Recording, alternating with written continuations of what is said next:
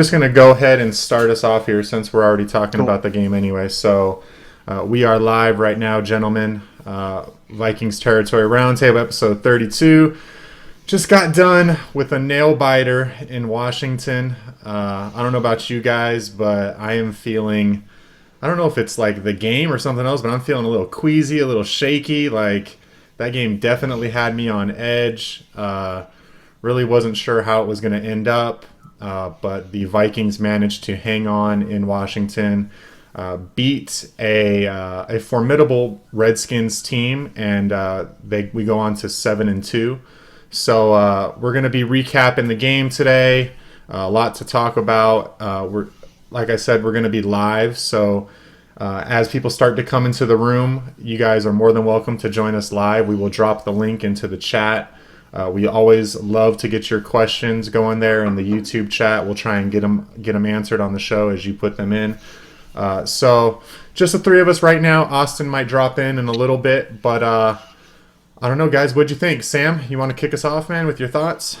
Yeah, it was. I feel queasy as well. It was a nail biter in typical Vikings fashion. Looks like they had it in hand, but we knew. I mean, there was still essentially a full half of football left after they took that commanding lead.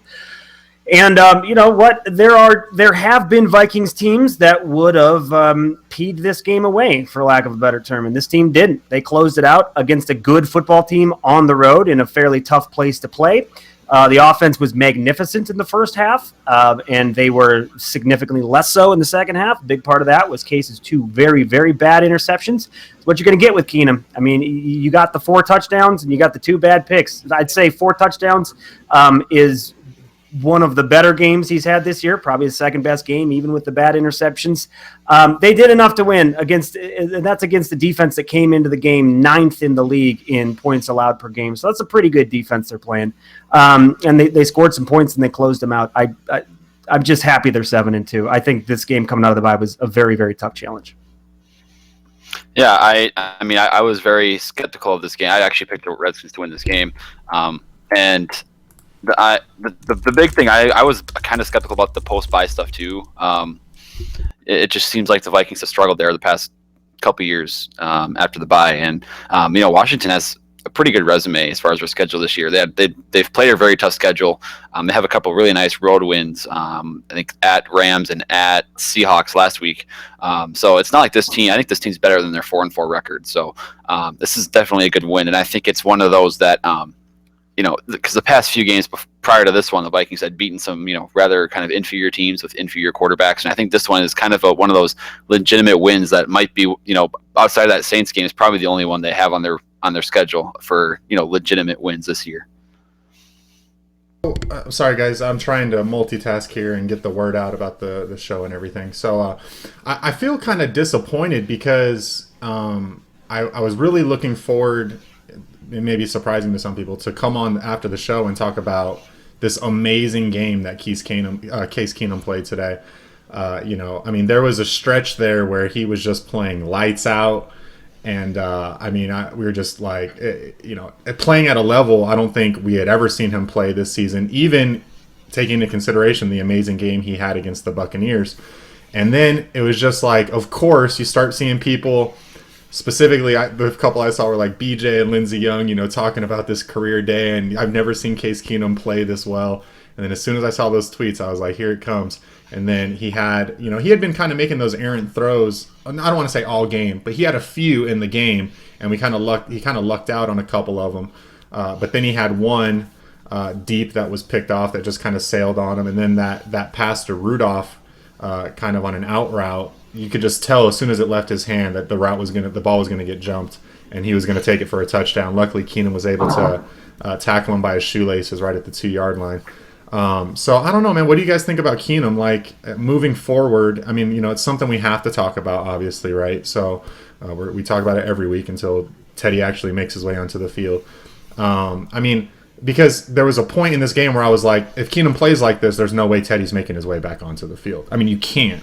Right? If you have a perfect passer rating and you're throwing 4 touchdowns and you're making these throws that Keenum's making, it's not going to happen, and it shouldn't happen. But now, ending the game on the note that he did, what do you guys think moving forward? I mean, do you see a situation where it's going to be a question mark at home next week against the Rams, or what do you think, Drew? Is it bad if I don't think it was that impressive of a game by Case Keenum, even outside of those interceptions? Because I'm looking back at some of the throws he made, and the one dime to Diggs was obviously beautiful, and that was a perfect throw. And then it seems like after that, a lot of the throws he made were, I don't want to say easy, but they were throws that professional quarterbacks should make. And it seems like a lot of the plays that were being made was A, scheme from Shurmur, and B, Adam Thielen, Stephon Diggs, beating Josh Norman and stuff like that. So I don't know how much credit to give Case. Obviously, he played really well outside of those 2 picks. He did what he was supposed to do, got the Vikings a win. But I think the game plan execution as a whole was very, very good. I don't know how much of this is credit to Case Keenum throwing dime after dime after dime. Sam, do you agree or disagree? Yeah, I agree. When you started that, Drew, when you said I don't know how well Case Keenum played, I thought I was going to disagree with you vehemently, but then I ended up kind of agreeing with you. Yeah, a lot of those slants in the middle of the field that Thielen would take for big yardage. I think there was one to Diggs too. Yeah, somewhat routine NFL throws that you got to make, but he made them, and that's, to me, I think what we're seeing in this offense. A lot of us have been talking about this for a while. That this offense is just a lot more formidable in general now that it has been in years past. So it's not requiring the quarterback to make a great throw every time. Maybe he just needs to make the right throw and allow the offense to keep producing, let the playmakers make plays and just allow the offense to keep humming along. The offensive line was very good in the second half. I thought when they were trying to kill the clock, they knew they were going to run it, and they were able to get some power runs and first downs that way. And so obviously Shurmur maybe has been the MVP for this entire team this season. I mean, he called another tremendous game today. And I don't know that any of us saw that coming. So, yeah, I agree. I think when you get 4 touchdowns from your quarterback, unless that's a Brady or a Rodgers or a Breeze or something like that, it's still pretty good. It's still unexpected no matter how it happens. I was impressed with Case. I was ready to say that, this is the game of his life. This is one of the best games the Vikings quarterback has played in years until the 2 really, really bad interceptions. That's what we're going to see. I don't... Maybe Bridgewater would have played a better game. I don't think so, and that's why I don't know why you put him in right away. That's a big leap to make, right. to say Bridgewater would have played a game. But I will say that's slightly funny. Maybe not funny, but literally 2 plays from Keenum have changed the complete perception of his performance today. It was literally just 2 plays, and outside of that, he was steady Eddie. So I don't know. I hate, man, how toxic it has become online with this whole quarterback situation. It feels like as soon as Keenum plays well, you're getting mentioned by people that are, getting nasty with you. What do you have to say about Keenum now? And, because I had said, if it was my decision, I would have started Teddy this week. Well, good thing you're not the coach, or good thing you're not the GM. And I just hate how nasty it's gone. And I just want to clarify, at the end of the day, Keenum's the starter. When Keenum's having a game like he's having, I'm ecstatic that the game's going that way. And I want nothing but to see Keenum throw 4 touchdowns, 5 touchdowns, So right. I'd hate that it's become this, we've talked about it before, Bradford versus Teddy, or now Case versus Teddy. It's just at the end of the day, we want both guys to succeed. Just because I preferred one guy starting over the other doesn't mean I'm looking for Keenum to do poorly. Right. So off that opinion, and that being that you're the president of the TBFC, what do you think should happen going forward? I honestly don't know, man. Yeah. Honest to God, I have no idea. And that's why I was kind of hoping that Keenum would finish that game out on a strong note. You know what I mean? Because it would kind of, I think, maybe kill the narrative for a week. Bring some clarity. Bring some clarity to the situation. And I've said since the beginning,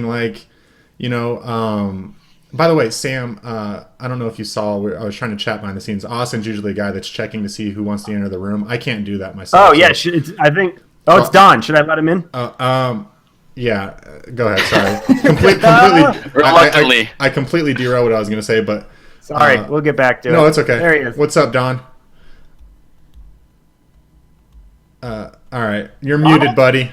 We can't hear you. We can't hear you. All right, go ahead with your point, Brett. But basically, I was just saying, like it would have been nice to have some clarity in the situation. But those two plays, back-to-back interceptions, I think really mucks up the whole situation again. And I think now we're going to be talking about it all week. And I've said from the beginning that it would be great to not have to see Teddy play this season. Even with Keenum's performance today, I still kind of wonder how sustainable it is and if he's really the guy to get us through the playoffs. But I mean, it definitely would have made this decision going into next week an easier call. So, to be honest, I don't know what to do at this point. Kind of look at it. If say they had started Teddy Bridgewater today and gotten the same performance from Teddy Bridgewater, would anybody feel the need to go back to Case Keenum? I don't think so. I think we go, oh, yeah, that was a good game. Sure, there's some bad plays, but he played well enough to win. We won't even talk about going back to Case. Yeah, I think part of it, though, is the history of Case Keenum kind of making those plays, and Teddy's not known for kind of boneheaded interceptions, with the exception of that Green Bay one with his left hand. But we'll forget that happened. But I think that's part of it here, and that's really why this is even a discussion right now, that Teddy. Right. And Brett mentioned the sustainability. I mean, 9 games into the season, can we not say this is who Case Keenum is with the Vikings? I feel pretty comfortable about that. But the problem is 9 games. Yeah, okay, sorry, I'll let you finish. Go ahead. No, that's all. There's been up and down. Some games have been a lot better. Some games have been not very good, but okay. I don't think he's played a terrible game yet. And that's how he is. I mean, and so knowing that's how he is, you have to ask yourself, is this who we want to go into the playoffs with? Because at 7-2, I mean, it's looking pretty likely that we're talking a playoff team at this point. So we got to start asking well, come on. I mean, we got to be able to say that, right? I mean, meaning it would be really bad if it wasn't a playoff team at this point, right? Right. So, I don't know. So to move on from this topic, I guess, because we could probably, beat the quarterback situation to death like we could every week, and I guess we'll get Don to answer this as well if his mic is working now that he's back. Let's see if my mic is working. Can you hear me? It is. Thank you. So Don, of course, we're talking QBs. Right. We're going to try and wrap up. Team slaughter right here. Team slaughter. Why they haven't started team slaughter is beyond me. This is ridiculous. All right, Don. Thank you. We're going to let you go. Yeah, cool. So we're going to try and move on to this topic because there's other things to talk about. But real quick, I want to go around. If you're making the decision, knowing what we know after Keenum's performance today, are you starting Teddy Bridgewater at home next week against the Rams? Why are you laughing, Drew? You can't even keep a straight face down there. I know we got some questions coming into the chat, so I'm going to try and get to them in a second. But can we just say Case showed us the best and worst of himself today? If he continue to keep showing the best much more than the worst, then he has the right to continue to play. Until he starts showing more of the worst than of the best, he's given himself the right to play, and which is okay. If he keeps winning for us, that's great. So I mean, that's basically where it's at. I mean, I'm Team Teddy all the way too. I mean, obviously, but Case has done enough. Luckily, those 2 interceptions were after we were way ahead, and let's hope again in the future he doesn't. He doesn't throw those costly picks. I mean, I understand everybody's like, he can't lead us to the Super Bowl. He can't lead. Well, we don't even know if Teddy can do the same thing either. We just don't know where Teddy is at either. So, hey, I'm thrilled. We're 7-2. Case has done a phenomenal. Compare him to other backups in this league right now. I'm thrilled where we're at. I absolutely am. So, answer the question: are you starting him going into next week or no? You have to, yes. You're starting Keenum going into next week. Have to. Okay. Have to. Drew? I don't know. I'm going to say acceptable. Teddy. I'm going to say Teddy because you have to find it, like Don alluded to. You have to find out where Teddy is, and from there, you move forward. So you have to find out sooner or later, and it would have taken a miracle performance from Keenum for that to change in my mind. So did I miss something in the news because Charles Davis, and I forget who the other analyst was today. They said probably like 5-10 times throughout the broadcast. We talked to Mike Zimmer, and Zimmer said Teddy is starting this season. Like, yeah, did we miss that? Was that it? I don't know if the broadcast crew meets with the coaches the week before the games. I'm guessing it was from that. But yeah, there have been no beat writers that have reported that, right? No, correct. I mean, that's like pretty big news. The coach saying Bridgewater will if it's true, him saying Bridgewater will start at some point. Yeah, but what does that mean? 2018?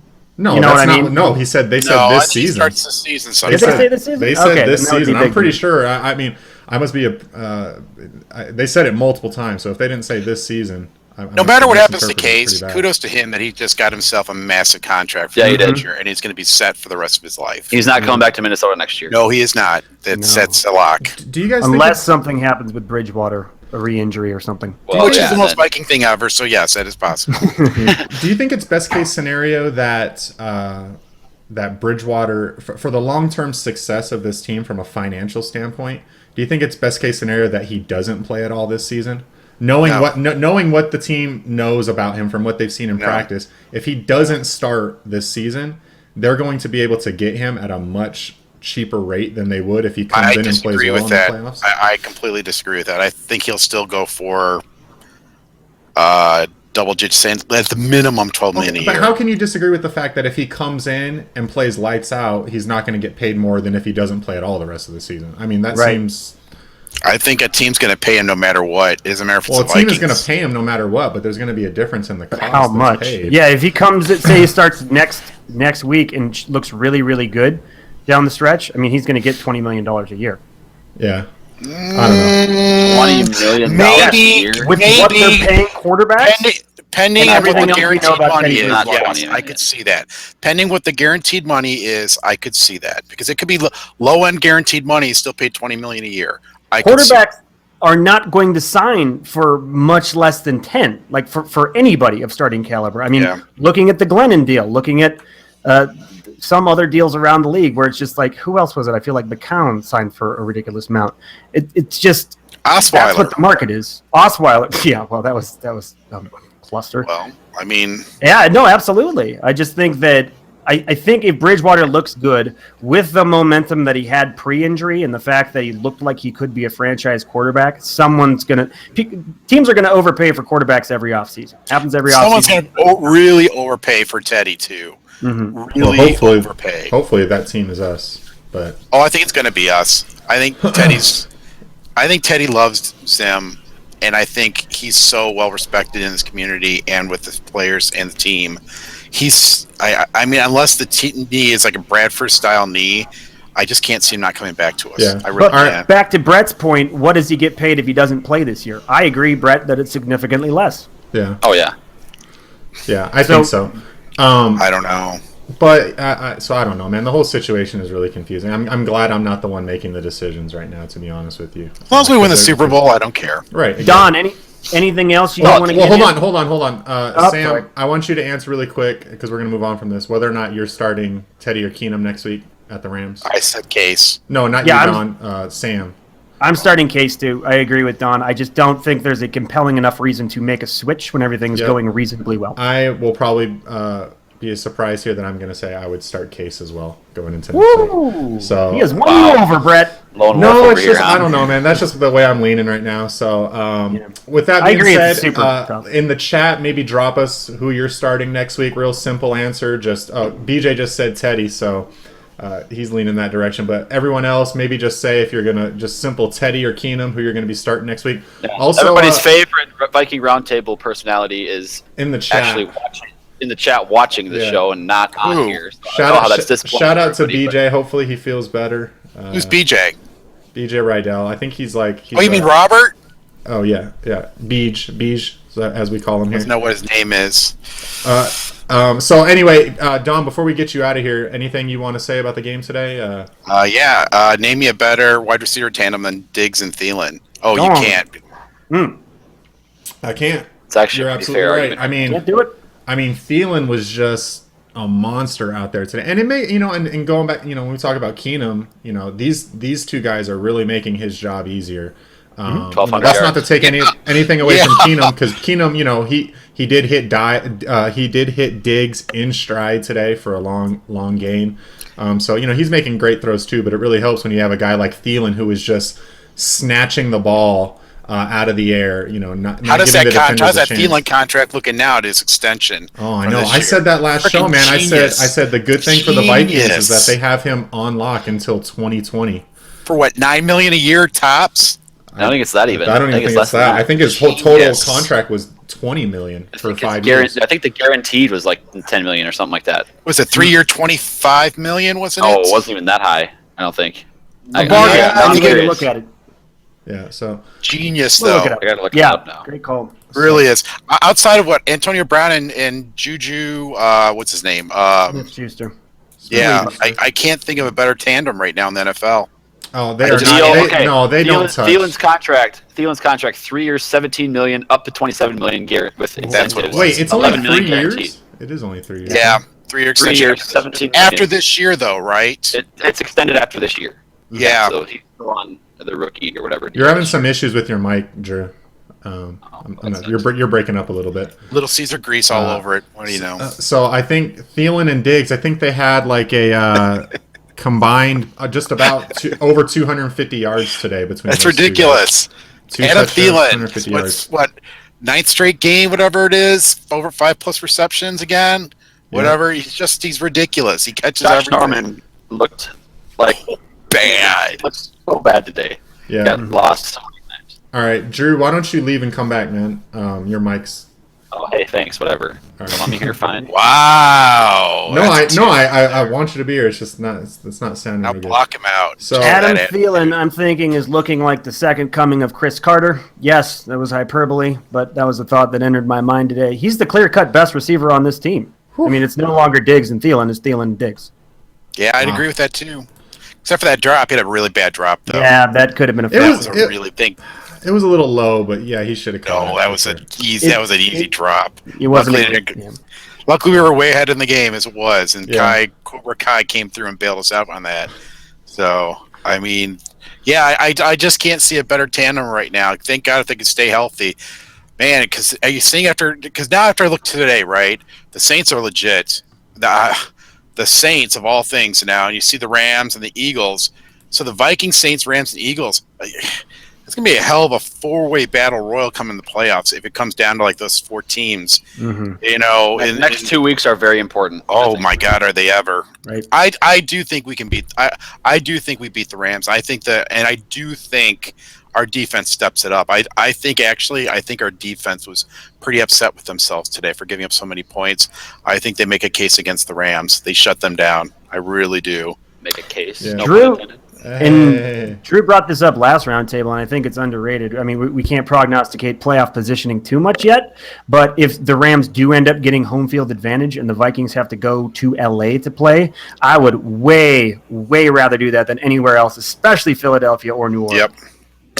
Yep. No, I disagree because I think our defense can play wreck havoc with Wentz. He did it last year, and the only reason why we lost because Bradford and that offensive line finally, the dam broke on that. I think we can beat Wentz. I know that we could beat Philly in Philly. I do. If our defense can play mistake free and our offense doesn't, and we can win the turnover battle, we can beat Philly. We showed that last year that we can beat them. I know we can beat them this year. Can beat them, but from a home field advantage standpoint. Do you want to go to Doesn't bother me. Philadelphia? Doesn't bother me. Okay, it definitely bothers me. I honestly mean that. I'm more worried about playing the Saints in New Orleans or playing the Saints again than I am with the Rams or the Eagles. I honestly mean that. That Saints team is so much different now that they dropped AP and they have a defense. Ledford. Sorry, go ahead. No, go. Ledford Thomas in the chat said we're up on the Saints head to head. I'm not sure if that's true after today. Well, just the head-to-head. The Vikings beat the Saints. Yeah. Oh, I'm sorry. Well, I guess I thought what he was saying is because that we're both 7-2 now, so I thought maybe he was saying we hold the title.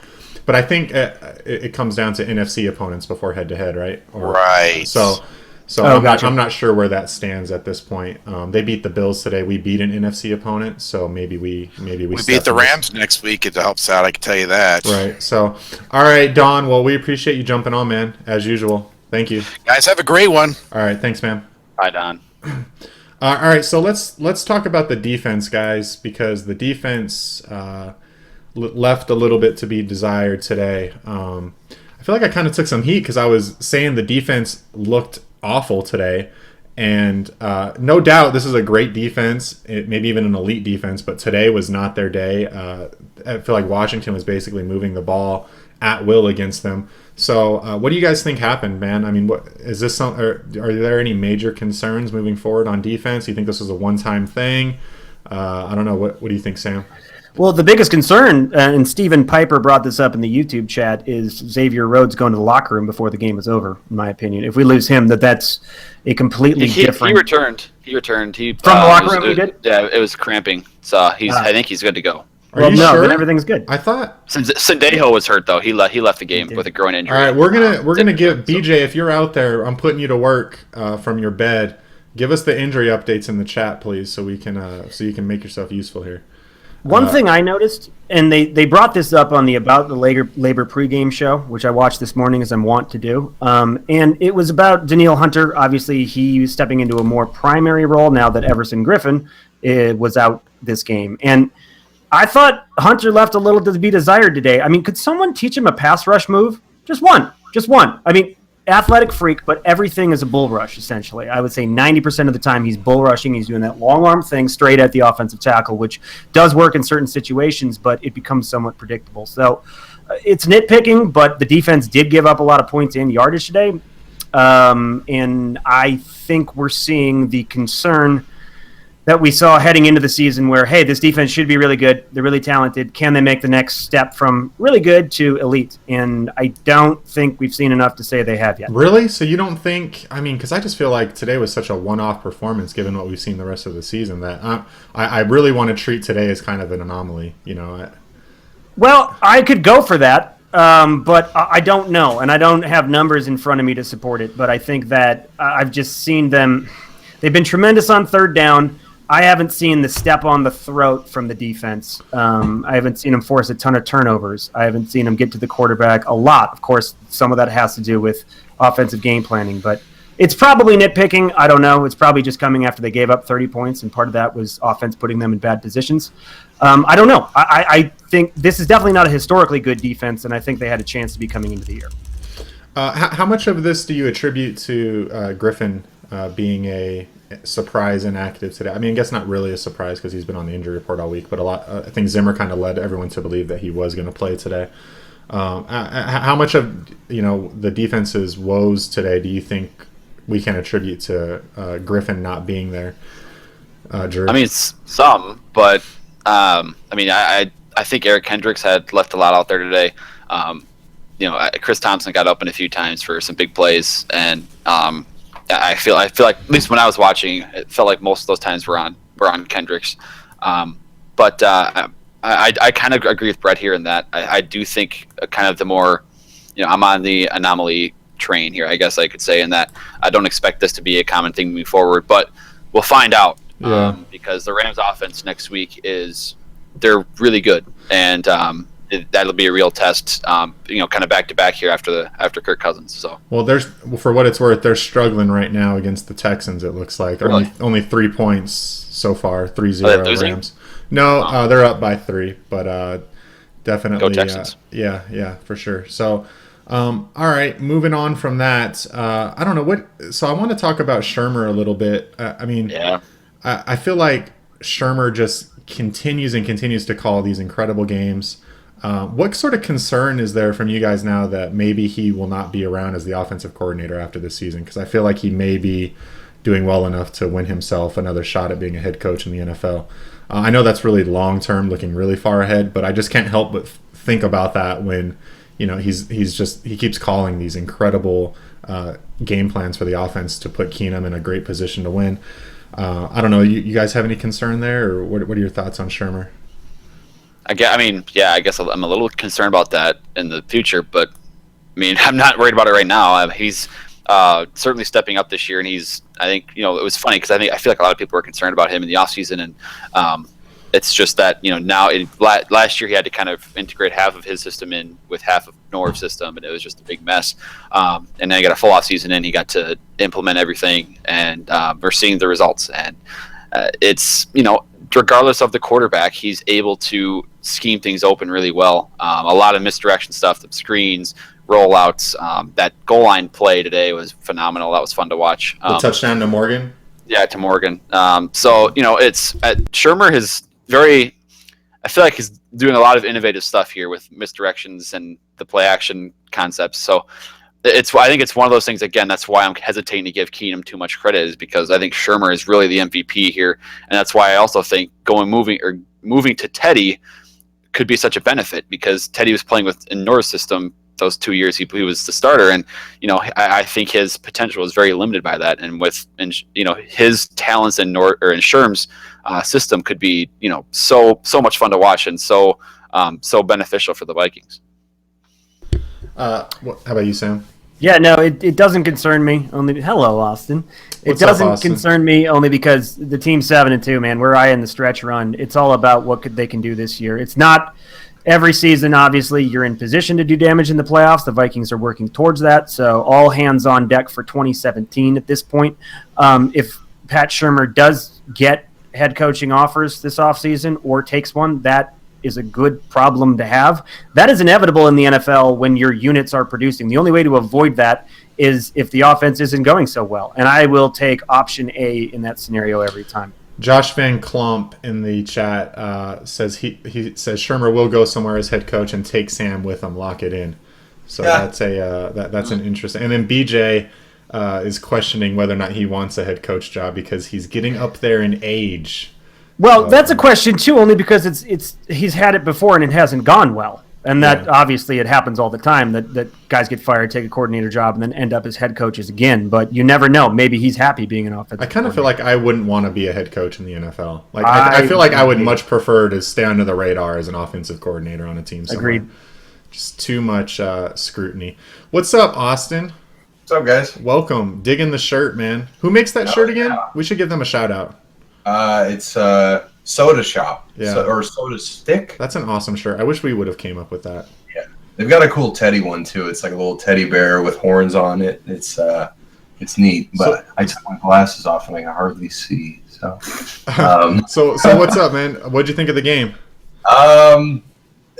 It was a fun game. I was telling my uncle, because my uncle comes over every week and watches the game. So, apologies for being late, but I think it's a good thing for this team that they can win a shootout. And I don't know if anyone's touched on this, but there's gonna be games where I don't think the defense plays as well as they should.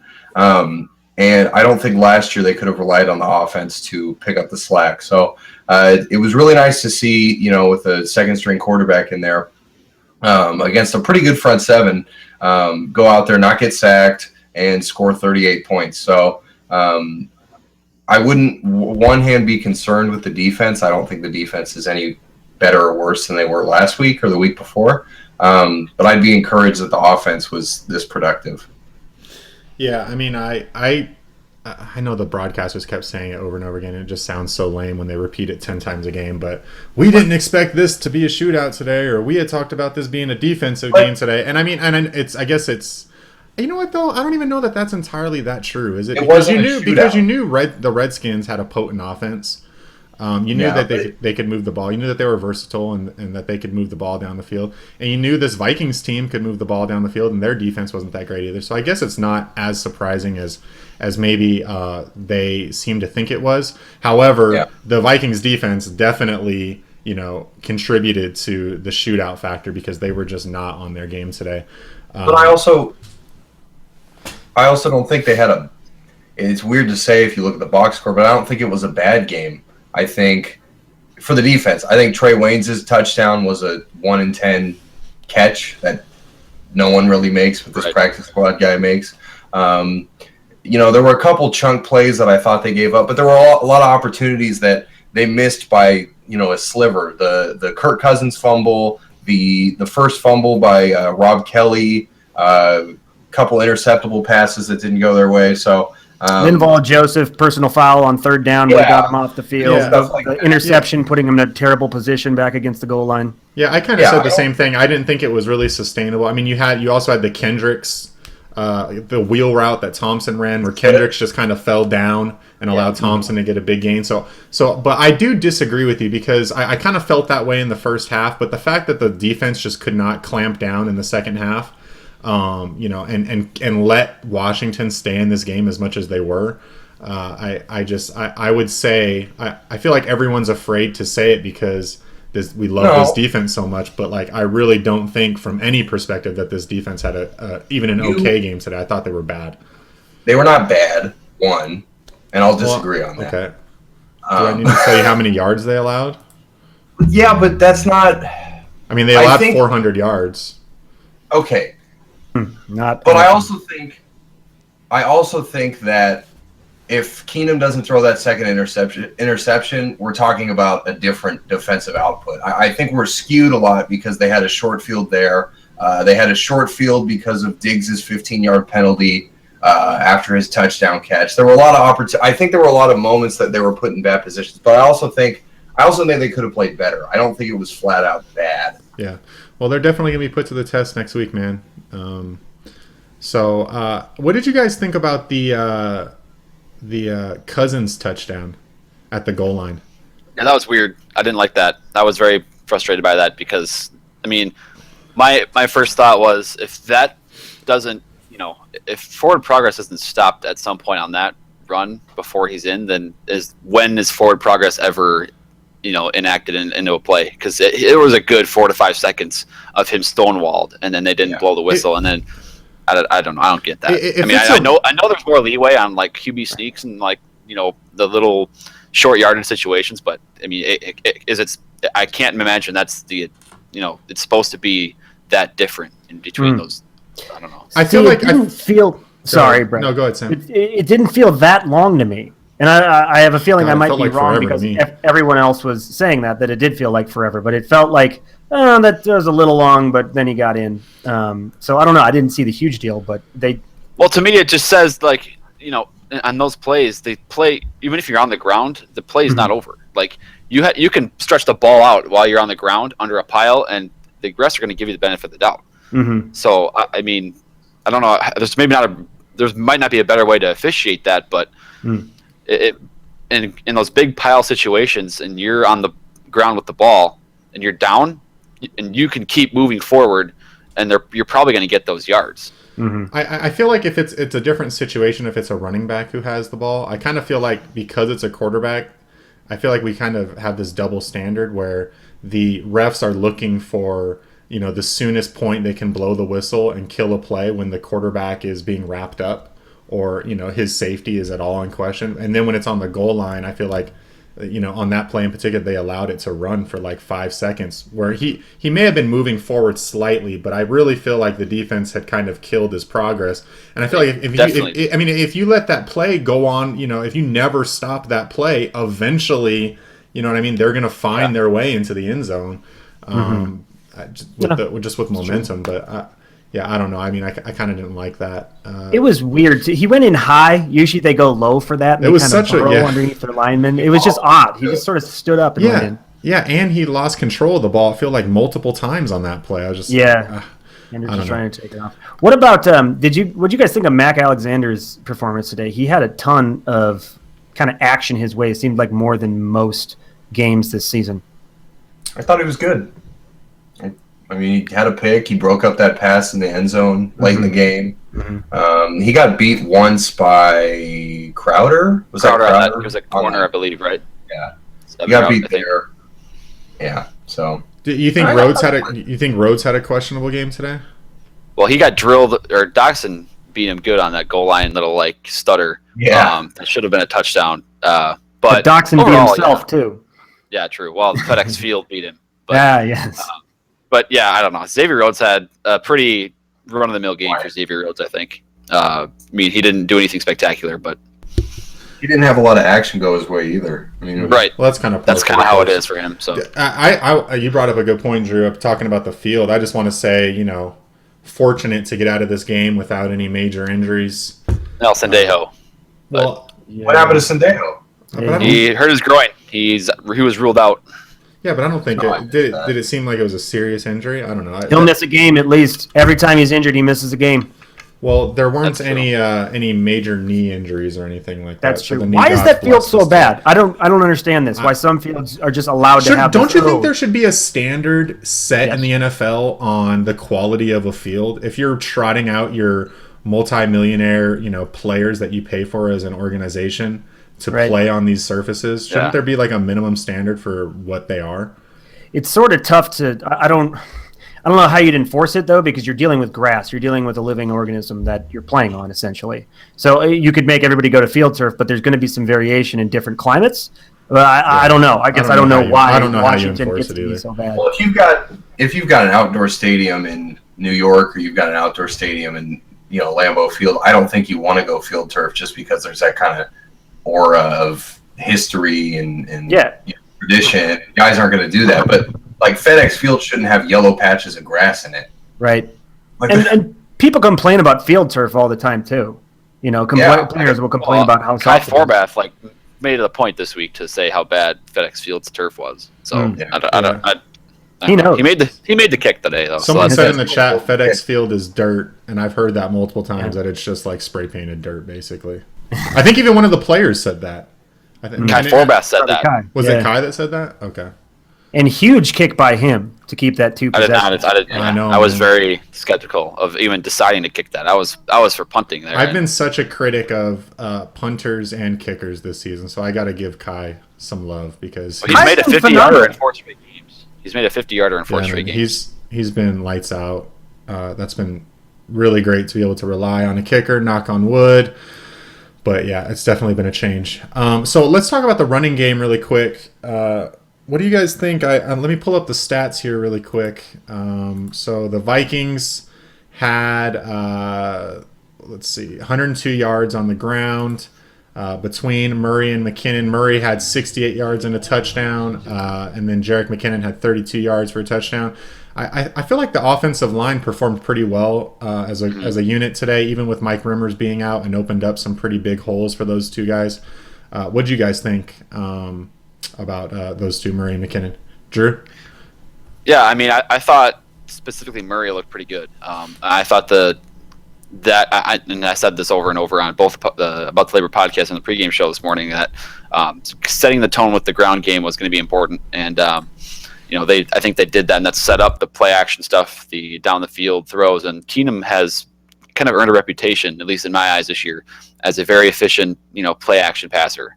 And so using Murray and getting McKinnon, at least establishing the run, because Washington has not been great at stopping the run for the most part this year. So establishing that, getting Murray going to some degree was going to be important, and they did that well enough today. And then I did notice too that they did end up sticking with Murray more so than McKinnon, kind of again using that hot hand type of approach to the running game, and I think they should obviously continue to do that moving forward because it seems to be working. Any of you guys want to talk about that? Awesome. Yeah, Sam? well, I think in addition to the hot hand, which I agree with, it's also, situationally you're going to use those guys different, and they were trying to run out the clock a lot more in the second half, and Murray is probably a little bit better for that. I think McKinnon, they still mixed him in, and he can still get you some good 6 to 8 yard runs to help you do that, but Murray's the bigger guy, and so it's nice to have that luxury of I don't know if you guys have heard this one with running backs, but a little bit of thunder and lightning. So you're able to do a couple different things with whoever you give it to in that backfield. No, I just love the way the offensive line moved, man, especially in the second half. It wasn't 2016 Dallas Cowboys, but it was good enough, and it was a heck of a lot better than anything we saw last year. And that to me is as big a reason for this offense's success as anything else, because it just opens up an entirely new dimension, and it doesn't make you single-faceted when you're on offense. And that to me is just huge. Just everything we talk about, Case Keenum's receivers helping him out. We talk about him making some nice throws, but then the offensive line, and then Pat Shurmur, the way he's calling a game, everything works in cohesion, and that's why this offense has been good in my opinion. Austin, you missed it, man, but I just wanted to run back to it really quick because we were obviously opened up the episode talking about Keenum and Bridgewater. Simple question: who are you starting next week, knowing what you know? Because it was not a simple question, Brad. Not a simple question. I guess what I'm inferring is that he should answer it simply, as in like I'm looking for a yes or no and then reason. But Just a The premise is simple, but it's not easy to answer. well, no, I mean you don't have to just make it one word, but I'm looking for you to have a definitive answer, I guess. Well, I mean, when the game ended, I was Keenum. I think it has to be Keenum. I don't think you suddenly say it's Bridgewater just because. Charles Davis said it after the game, or right at the end of the game. He said, "If not for those 2 interceptions, there wouldn't be any questions. It should be Keenum." But of course, those 2 interceptions that he threw that really brought the Redskins back in the game. I think that opens it back up to, well, should they start Bridgewater? If Keenum throws those interceptions against a better team, do the Vikings win the game? I don't know, but I think you got to roll with Keenum. Unless Keenum gets hurt, and I hate to say that, but it kind of reminds me of Teddy as a rookie when Matt Castle broke his foot. They weren't expecting to play him, and Bridgewater ended up starting the rest of the year. So, all right, but like, Keenum. Okay, my thing with this whole debate is like, what if Teddy Bridgewater is back? Like, he's fully healthy and he's ready to play. He's, obviously has to knock some rust off, but he's, almost like he's progressed and developed like as if he played last year, and he's good to go, and he's on that path to being a star QB, right? What if he's in that stage now, and we're keeping him on the bench because we're scared of essentially we're scared of disrupting the status quo, which is winning with meh quarterback play. Like, but I think you have to at least try and find that out, and if it doesn't work, then you can go back to Keenum, right? Like. But I think they know it. That's the problem. I think we assume that they don't know what Teddy's like when he's practiced, and they can get that sense in practice. He's going to earn the start in practice when they say he looks better. He's got command of the huddle. I don't think that's what it is. I really don't think that's what it is. I don't think they're worried about putting him out there. No, because they're going to know today. You what? Yeah, because he was active today. He was the backup quarterback. I've heard this argument before. Like, I feel people have said online, we know they prefer Keenum over Bridgewater, and we know they think Keenum is a better quarterback than Bridgewater right now, and that is evident by the fact that Keenum started today and Bridgewater's on the sideline. That's not. I don't think that's what it is either. Really? And by the way, that's not my opinion. I'm putting. Sure. That's what I've seen a lot of people I have a question about what you said, Drew, about going back to Case if it doesn't work out, because I've heard that a lot.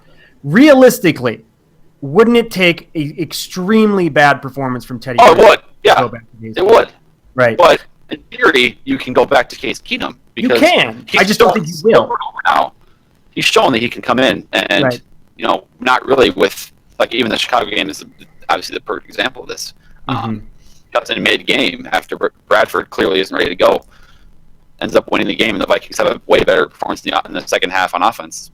And that's because of Keenum. So right, absolutely. He has the ability to do it, but what I'm wondering is once you insert Teddy as your starter, I don't know who's going to say. I don't know what it would take to say let's go back to Case. I think you could get some pretty below average games out of Teddy and still justify it by saying he's knocking the rust off, he's still coming back, he's still the guy, all these things where you're getting something pretty good from Case Keenum right now. So when the argument for everybody saying insert Teddy right now is, well, you're limiting yourself, and why should they wait till Keenum struggles, because why should you lose games when you could keep winning?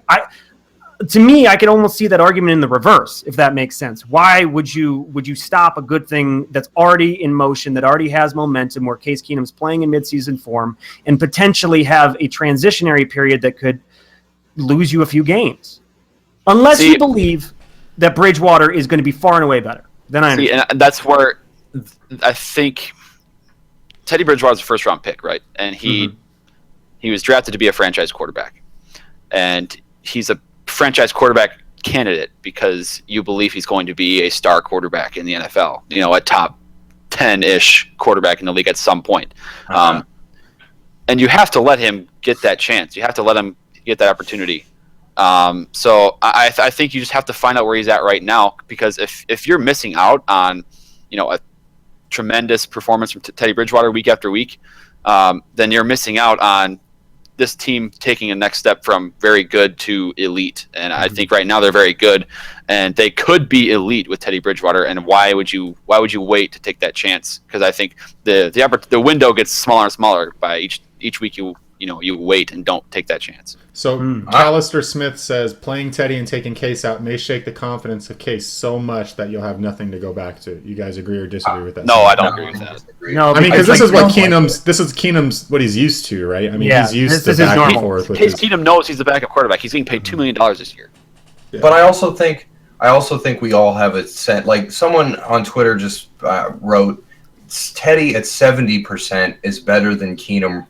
No, I don't agree with that. And I just think that we jump into this homerism where, we know what Teddy was and we expect that he's going to come back and be the guy. And I actually, want to trust that the organization, whether it be has him on a pitch count or knows where his knee's at and understands this plan to get him back in, might come next week, might come the week after, might come, 2 weeks from now, might not come this season. But you have to think that there's a lot of communications that we don't see behind the scenes where they're telling Keenum, look, you're the guy, it's been great.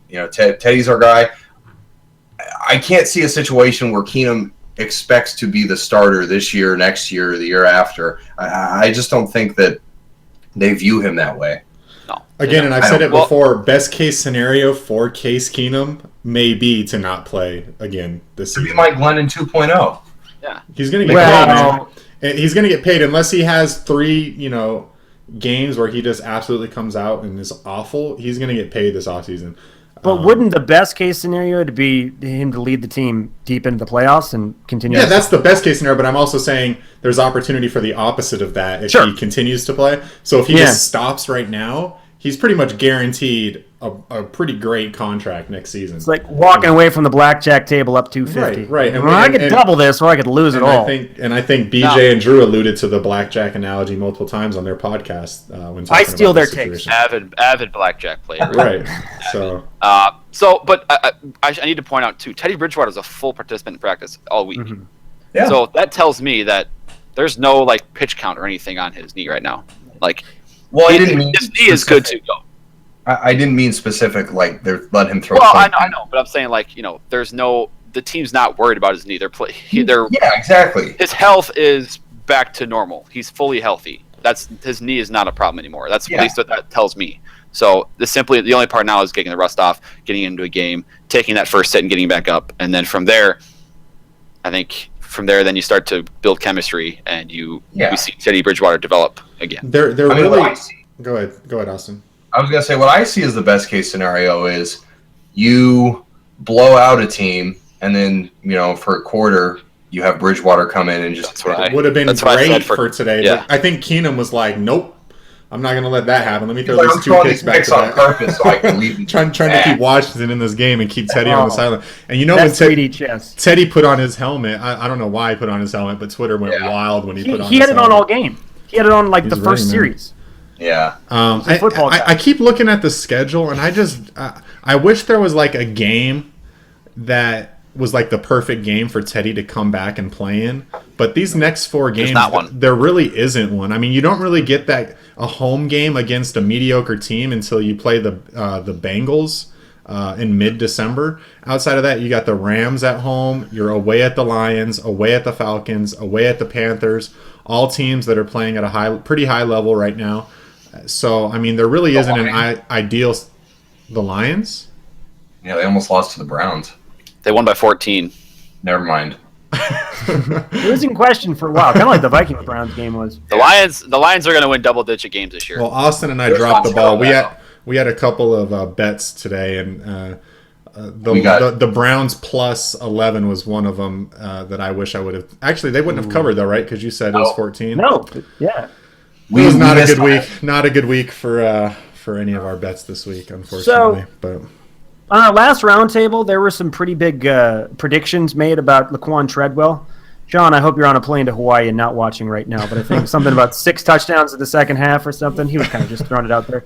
What struck me watching this game, is it odd how much worse Case Keenum's chemistry seems with Laquan Treadwell than basically everybody else? Because I know Laquan Treadwell still has a lot of work to do, but it seems like when he's throwing to Laquan Treadwell, Case Keenum is way more inaccurate than he is to somebody else. Do you feel like every throw to Treadwell is bad? Do you feel like it's the type of routes he's throwing to Treadwell on, though? Because I kind of feel like Because I kind of feel like he always throws to Diggs and Thielen on similar That's routes. No, but I mean, like, the routes that he connects with them on are kind of like 2 or 3 routes over and over again. And I feel like the ones that he tried to hit with Treadwell, today were kind of throws across the middle of the field, deep down in the middle of the field. And I feel like those long throws that kind of require that touch, Keenum has a tendency to to sail him a little bit, where it leaves his hand and you're kind of gasping because it's not looking good. Right. Luckily, he was bailed out a couple times today where they weren't intercepted. But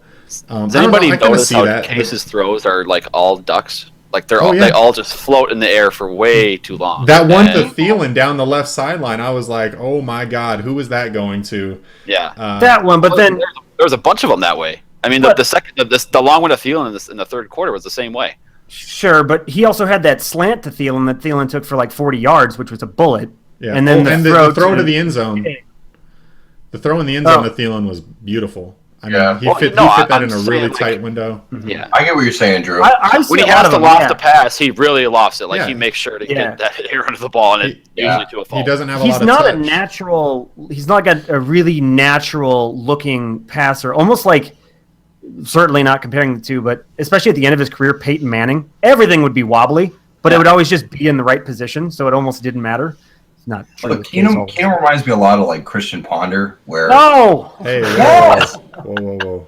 No, is that a bad comparison? Because I think they're very similar players. I mean, Keenum's got a better. I love that you brought this up because I don't disagree that much with this. No, Keenum's a better quarterback than Christian Ponder. Yeah, they're basically, they can both roll to the left, throw on the run. They're pretty. I see what you mean. Throw some wobbly, like when it comes out of his hand, like Brett said, you're not sure what's exactly going to happen with it. Yeah, I just think Keenum has a lot more gunslinger in him mentally than Ponder for sure. And I feel like he's a better decision maker than Ponder. Ponder just had a better version of Christian Ponder. He's a backup quarterback. That's fair. Yeah. Less expensive. Ponder is a practice squad quarterback. Case Keenum is the. Where is he at nowadays? Is he still? He's doing college football for ESPN.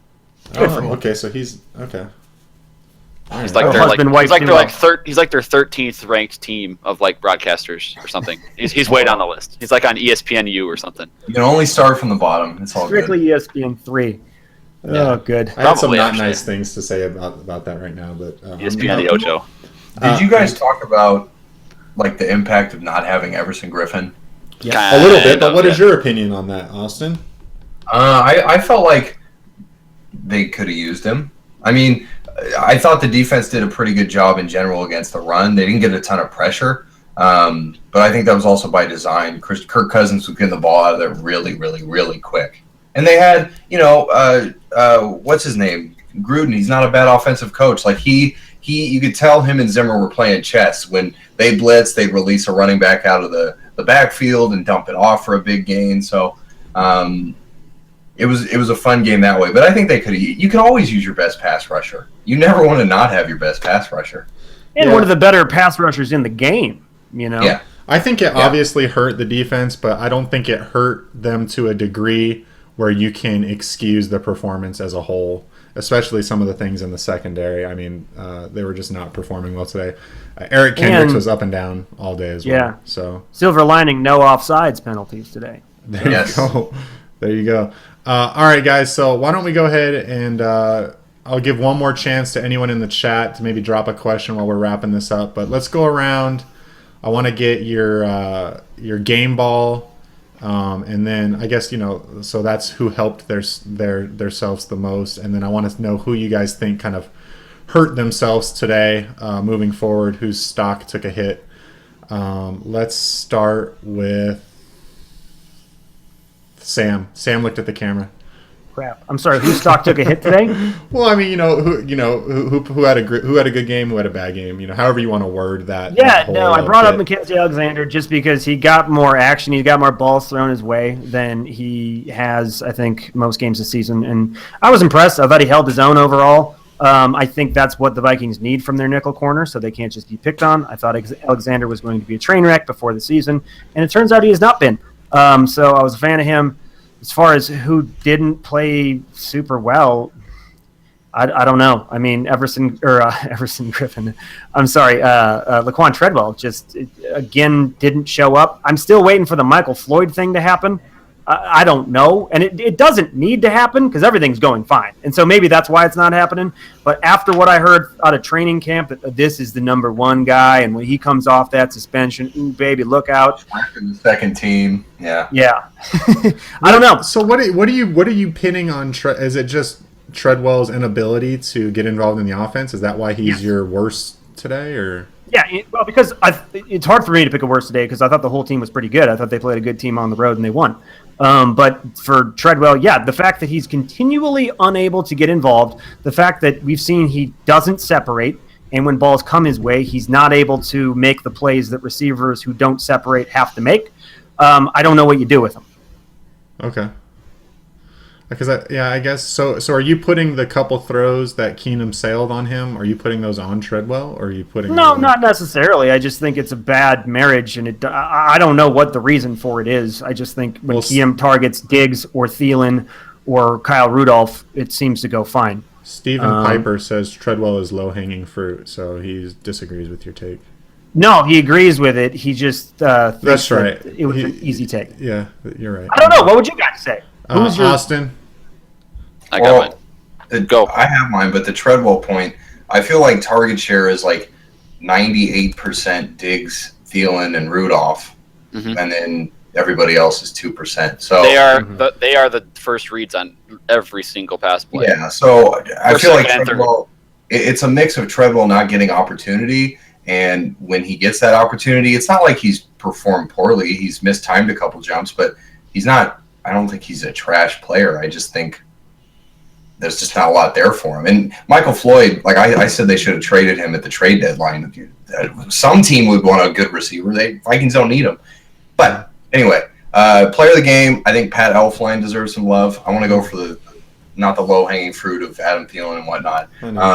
But you really, I think today saw when they talked about getting rid of Alex Boone right before the season and moving to this scheme that asked their linemen to get out in front and block and move, and Nick Easton was pulling. You really saw Pat Elflein at the front of a lot of these plays where he's getting out in space and blocking at the second level and opening up some opportunities. So he did a great job, I thought, because of him and because of the interior guys. Murray and McKinnon had a lot of room to work with. And then if there's a guy who I thought hurt his stock, and this is kind of a backwards take, but I think Case Keenum, in a sense, hurt his stock with those 2 interceptions, just because now he's going to have to listen to noise that he probably wouldn't have had to listen to if he had avoided those 2 throws. And I think that's a negative for him. So shout out to Heartbeat Hipster in the chat, giving us a live updates of, I guess, Zimmer's press conference.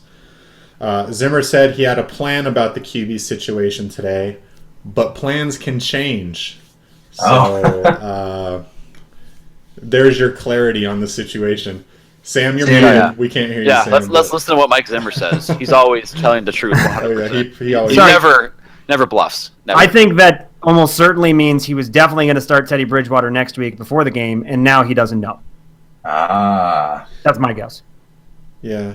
Okay. Yeah. Well, I guess he must not be lending much to those 2 interceptions, because if you were going to start without the 2 interceptions, you start Teddy.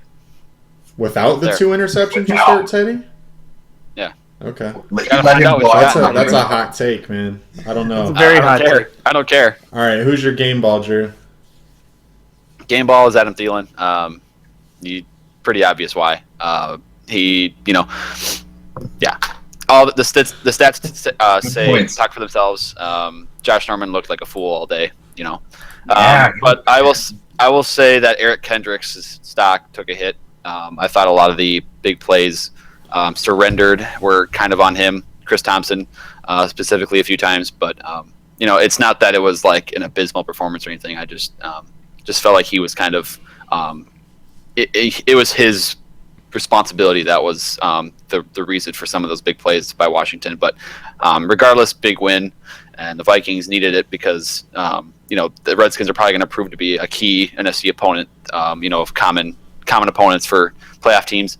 And then obviously the Rams and Lions next 2 weeks are probably going to define where the Vikings stand, whether it be just sneak into the playoffs or you're first round bye. We'll find out next. Yeah, it really would have been nice if the Browns could have got a win today, man. Yeah, it's interesting to me though because that's a pretty false hope there, hoping for the Browns to win. Well, I know, but I mean, it looked okay for a second. It's interesting. I think on the last roundtable, I think a lot of us did, thought that this could very well be a loss for the Vikings. I think I may have predicted it. I was worried more about this game than the Rams game next week. I'll say that. All right. Well, should be an easy win. So I'm going to give my game ball to Rashad Hill because I think he had a pretty great game like that. Stepping in for Mike Remmers. Hopefully we get Mike Remmers back next week because he has been outstanding. Ryan Kerrigan was quiet today. Yep. Once again, the offensive line has just been playing incredible. And who knows, maybe we even have depth along the offensive line because we have suffered a few injuries and they keep doing their thing. So, shout out to Spielman again for seemingly fixing that awful situation this offseason. And then I guess I'm going to have to side with Drew. I'll give my stock hit to Eric Kendricks just because I think he had a few good plays, but overall I think he also allowed some stuff in the middle of the field. He allowed that long pass to Thompson up the sideline, which ultimately resulted in points. So overall, though, I think the defense as a whole just kind of took a step backward, and I'm hoping it's an anomaly. So with all that being said, guys, let's end this thing so we can go watch these second half games. We will see everybody next week. I think it's an early game on Sunday, so Rams at Vikings, and we'll be doing our post-game roundtable as usual. Thank you for everybody that joined us today. If you're not subscribed already, we're close to 600, man. I feel like it was just a few episodes ago we were talking about 500, so we're getting close to 600. If you're not already subscribed, please subscribe. Click that little bell icon. You'll get notified when any of our videos get posted or whenever we go live. The About the Labor podcast does a really great pregame show live every week, so if you subscribe and click that little notification, you'll get notified about that. And share the video. We appreciate you all stopping by. We appreciate you commenting on this video while we're talking. And we'll see you guys next week. SKOL 7-2.